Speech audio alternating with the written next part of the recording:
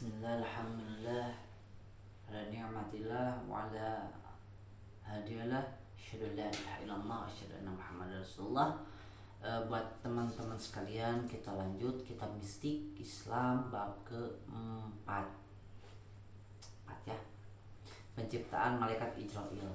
You know malaikat Ijrail? Yes, malaikat Ijrail. Setiap kali mendatangi seseorang dari mereka, malaikat maut akan berdiri tepat di depan wajahnya. Orang yang dalam bentuk sangat menakutkan. Kemudian nyawa orang itu berkata, "Siapa kamu dan apa keperluanmu?" Itu quotes untuk bab keempat ya.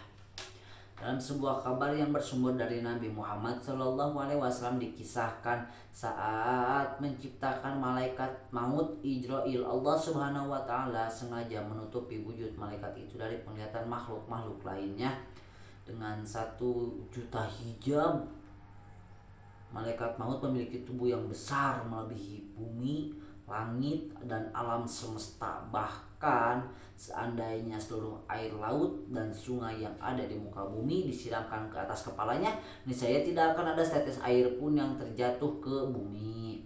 Sebagaimana perumpamaan dari ujung timur sampai ujung barat ini, bagi malaikat maut hanyalah sebuah meja kecil yang dipenuhi dengan berbagai macam hidangan di hadapan manusia. Ini berarti ia bisa mengambil dan memakan hidangan itu dengan sesuka hatinya. Perumpamaan lainnya, saking besarnya tubuh malaikat maut ia bisa dengan mudah membolak-balik. Dia dengan mudah bolak-balik ke dunia dan seisinya, sebagaimana seorang manusia membolak-balikkan sekeping uang dirham di telapak tangannya tuh. Jadi malaikat maut koin tuh kayak gini nih, kecil. Kebayang segede gimana? Nah, kayak gitulah gambaran gede berarti. Sampai diibaratkan seperti halnya sebuah meja gitu.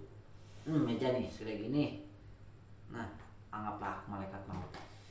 Ini meja kan segede ini tuh, kesana nyampe, kesini nyampe. Nggak perlu lari kan, nggak perlu ngebentangin tangan kan, karena saking besarnya ukurannya. Selain ditutupi dengan 1 juta hijab, malaikat maut juga diikat dengan 70.000 buah rantai yang panjang. Di setiap rantainya memiliki 1000 tahun jarak perjalanan kaki di muka bumi. Karena tidak ada yang mengetahui tempat keberadaannya, tidak ada yang pernah mendengar suaranya, tidak pernah melihat bagaimana bentuknya, dan tidak tahu sampai kapan ia terus ditutupi oleh Allah. Maka tak seorang malaikat pun bisa melihat dan mendekatinya. Lah, ternyata malaikatnya nggak bisa lihat malaikat maut. Aku kira sesama malaikat bisa saling lihat gitu, tapi ternyata ada pengecualian kecuali malaikat maut gitu. Karena kan sampai 70.000 cuy, 70.000 tuh di rantainya juga.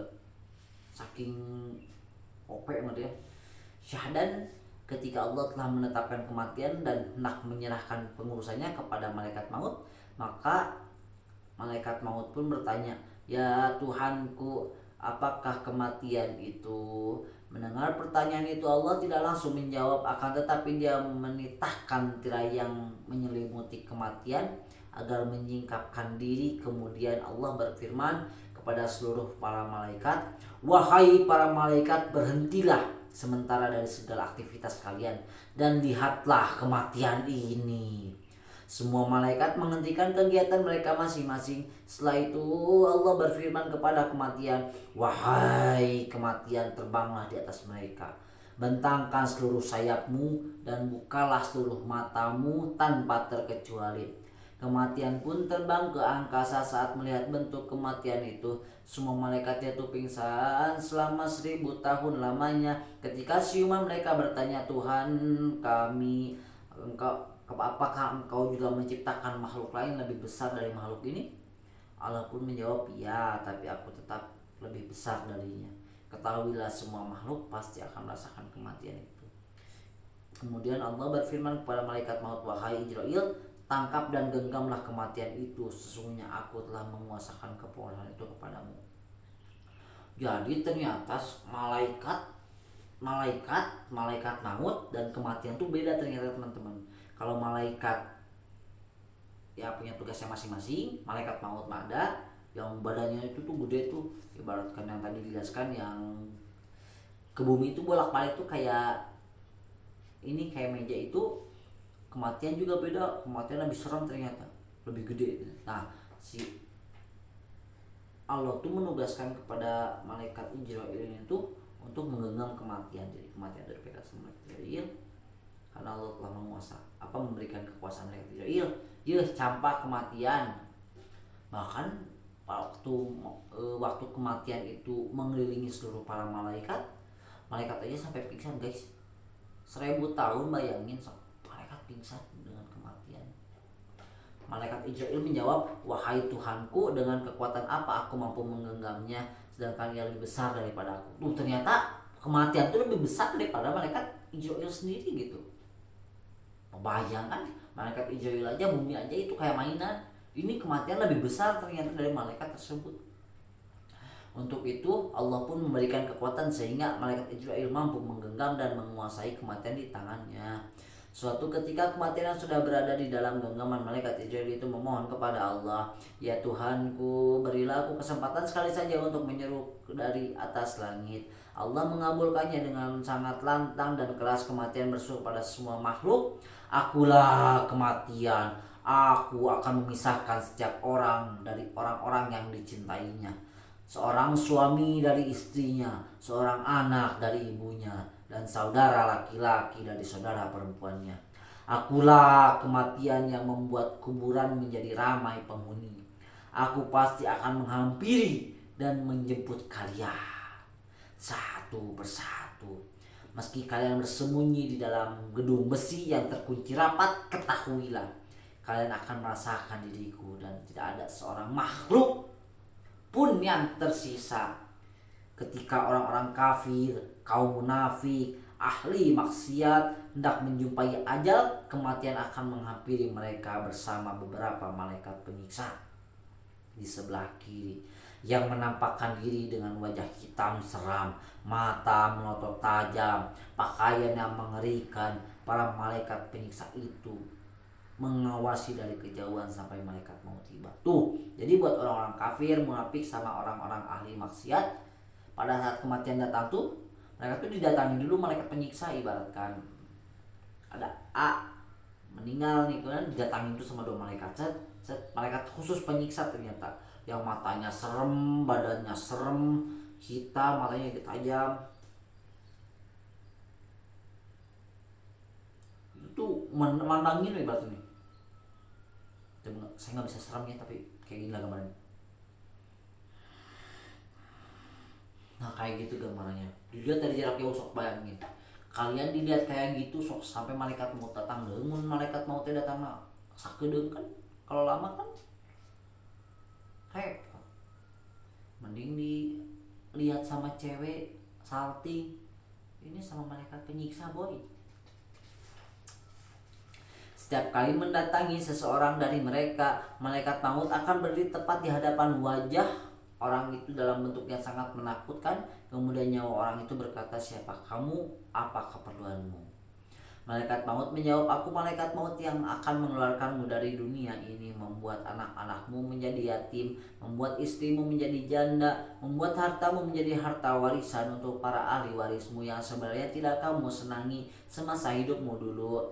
Sesungguhnya kamu sama sekali belum mempersembahkan kebaikan untuk dirimu dan untuk kehidupan akhiratmu. Padahal hari ini aku datang kepadamu untuk mencabut nyawamu. Tuh, malaikat itu nanti kalau orang yang sudah mati di depan adanya, dia menanya, kita bertanya, malaikat kamu mau ngapain? Malaikat ngomong, aku adalah malaikat maut yang memisahkan suami dari istrinya, istri dari suaminya, anak dari ibunya, ibu dari anaknya, dan harta kita yang kita cari selama ini akan dikasihkan ke ahli waris kita.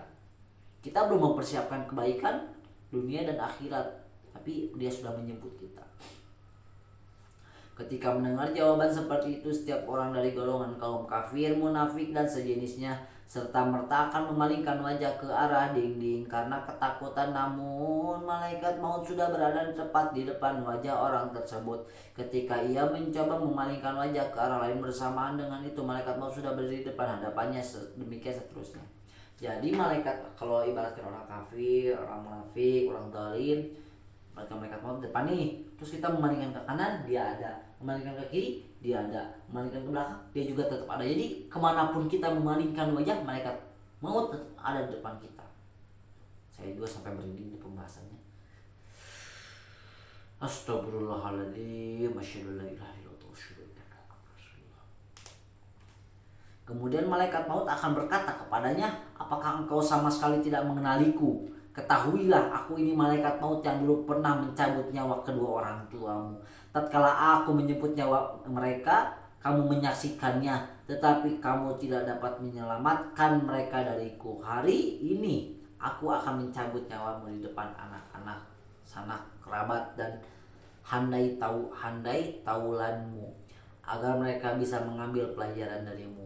Aku ini malaikat maut yang sejak ribuan tahun sudah biasa membinasakan orang-orang yang lebih kuat, lebih perkasa, lebih kaya, dan lebih banyak anaknya dari kamu. Kemudian malaikat maut bertanya kepadanya, apa pendapatmu tentang dunia? Oh, orang itu menjawab, ternyata dunia ini hanyalah tipuan dan pengkhianatan. Ya gimana nggak tipuan sama pengkhianatan? Bayangin sok, kita kerja udah mati-matian, kita sudah menggunakan berbagai macam cara, entah itu menipu orang, entah itu berjudi, entah itu minjem 100 ataupun apapun itu, kemudian kita dipisahkan oleh harta yang selama ini kita kumpulkan. Itu nyesek bro. Ibaratkan gini deh, aku tuh pengen beli sepatu itu benar-benar aku pengen, itu saat aku udah beli ternyata sepatunya hilang, itu sakit. Nah, pada saat itu Allah menampakkan dunia ke hadapan orang itu dalam bentuk makhluk yang bisa berbicara. Makhluk itu berkata, wahai orang yang lalai, seharusnya engkau malu selama di dunia. Engkau berbuat dosa dan tidak pernah berusaha menjauh dari kemaksiatan. Ketahuilah, engkaulah yang terus mengejar-ngejarku dan aku tak pernah mengejarmu. Engkau juga yang tidak pernah bisa membedakan antara yang halal dan yang haram, bahkan kau sendiri yang menyangka dirimu tidak akan pernah bisa berpisah dariku. Oleh karena itu aku terbebas dari tuduhanmu dan aku sama sekali tidak ikut bertanggung jawab atas dirimu dalam amal perbuatanmu. Tuh, ternyata pada saat dunia ini tuh dijadikan makhluk manusia lah, anggaplah kayak manusia, ditanya, dunia kamu ngejar-ngejar si ini enggak, si Jumed, si cek bumi itu, mana ada aku ngejar-ngejar dia, ternyata dia yang mengejar-ngejarku dan aku tidak pernah berpaling pun sedikit kepada dia. Aku hanya fokus pada Allah. Maka tanggung jawab si dunia ini yang pernah dia tempat itu lepas. Kita ngejar-ngejar mati-matian tapi ternyata dia gak mengakui kita. Kan kadang ada nih orang yang suka gini, aku akan merubah dunia gitu, berikan aku 10 pemuda maka aku akan guncangkan dunia, kayak gitu lagi. Tapi dunia mah cahaya diguncang-guncangkan menaun sih, karena pada akhirnya kan mati juga gitu. Kemudian orang itu menatap satu persatu hartanya yang sudah menjadi milik ahli warisnya. Harta itu pun berkata, wahai orang yang lalai, engkau dulu memperoleh diriku dengan cara-cara yang kotor. Engkau tidak pernah membelanjakanku untuk kebaikan dan engkau tidak juga pernah menyedekahkanku kepada orang fakir dan miskin. Kini aku bukan milikmu lagi, tetapi sudah menjadi milik orang lain. Ketahuilah bahwa ini yang dimaksud dengan firman Allah, A'udzu billahi minasyaitonir rajim. Yauma la yanfa'u malun wala banun illa man atallaha biqalbin salim. Yaitu pada hari di mana harta dan anak-anak tidak berguna kecuali bagi orang-orang yang menghadap Allah dengan hati yang bersih. Surat As-Surah ayat 88 89. Tuh, jadi anak-anak kita dan harta kita tuh sebenarnya nggak berguna kalau kita tidak bisa membelokkannya dengan secara baik. Kan ada nih, anak soleh itu adalah waris panjang kita, tapi kalau anaknya soleh, kalau anaknya salah ya repot juga, malah jadi fitnah nanti. Harta yang kita kejar-kejar ternyata nggak berguna. Setelah mendengar semua sanggahan tersebut, orang itu berkata, "Ya Tuhanku, kembalikanlah aku ke dunia supaya aku bisa berbuat amal kebajikan yang pernah aku tinggalkan dahulu." Namun dengan tegas Allah menjawab, "A'udzu billahi minasyaitonir rajim. Idza jaa ajaluhum fala yastakhiruna sa'atan wala yastaqdimun." Apabila telah datang ajal mereka, maka mereka tidak dapat mengundurkannya barang sesaat pun dan tidak pula mendahulukannya. Tuh, jadi semua itu sudah ditetapkan. Mau tak ibaratkan lebih 22 detik, ya enggak sakit tuh. Mau bisa maju, mau bisa mundur, silakan. Surat Yunus ayat 49. Akhirnya malaikat maut pun mencabut nyawa orang itu.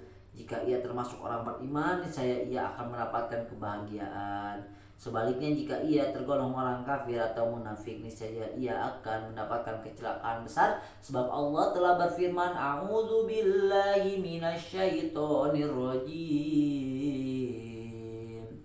Kalla inna kitabal fujjari lafi sijjin." Sekali-kali jangan curang, karena sesungguhnya kitab orang durhaka tersimpan dalam sijil. Al-Mutaffifin ayat 7. Tuh, jadi sehebat apapun kita mengejar dunia, pada akhirnya dunia tidak mau mengakui kita. Harta yang kita cari selama ini ternyata dia meninggalkan kita, diberikan kepada anak kita, kepada istri-istri kita. Mungkin barangkali anak-anak kita tidak belum tentu mendoakan kita, istri kita juga belum tentu mengingat kita pada saat kita telah mati. Maka hanya kepada Allah lah kita bersandar diri, hanya kepada Allah lah kita berdoa, hanya kepada Allah lah kita berharap agar kita dijauhkan dari sakaratul maut yang sangat dahsyat. Nah, asli merinding ini pembahasan ini, saat tertampar hati itu. Ini langsung dijelasin, yaitu pada hari dimana harta dan anak-anak tidak berguna. Bayangkan, anak yang kita cintai, yang kita pinjami uang ke bank emok, ke bank keliling, ke Kosipa, yang kita perjuangkan mati-matian untuk minumnya, untuk makannya, untuk tempat tidurnya, untuk tempat tinggalnya, untuk kasih sayangnya, untuk perhatiannya, untuk waktunya, bahkan sampai tengah malam pun kita bangun hanya untuk anak. Tapi kalau anaknya nggak soleh, nggak berguna.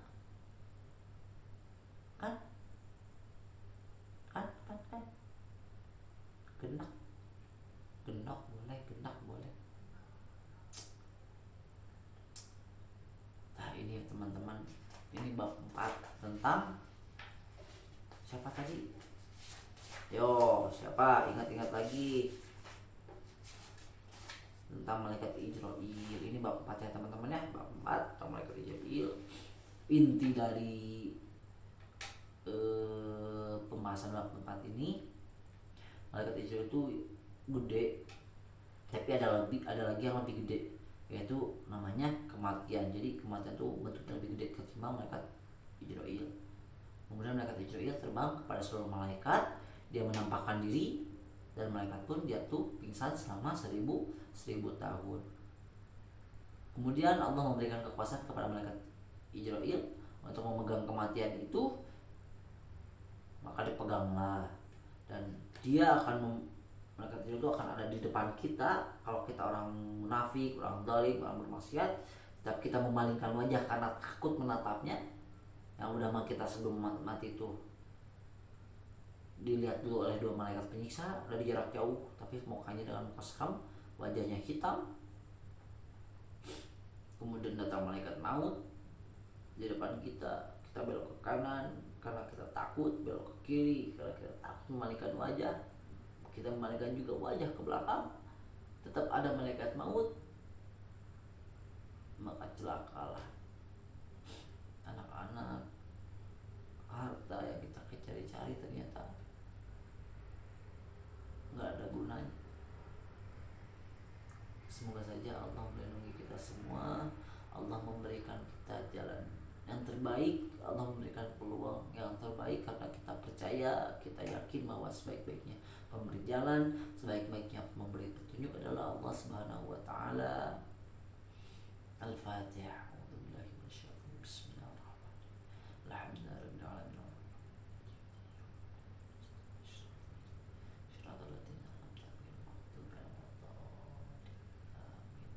Mungkin sekian pembahasan kali ini. Mohon maaf apabila ada kesalahan. Maklum saya sedang belajar. Akhirul kalam. Assalamualaikum.